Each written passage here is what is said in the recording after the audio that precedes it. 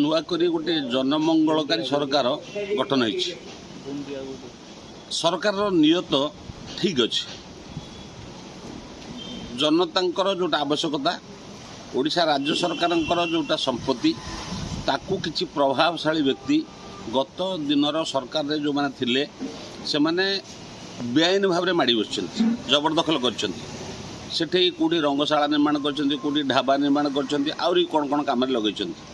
ସରକାରଙ୍କ ସମ୍ପତ୍ତି ସରକାରୀ ଉଦ୍ଦେଶ୍ୟରେ ବ୍ୟବହାର ହେବା ଉଚିତ।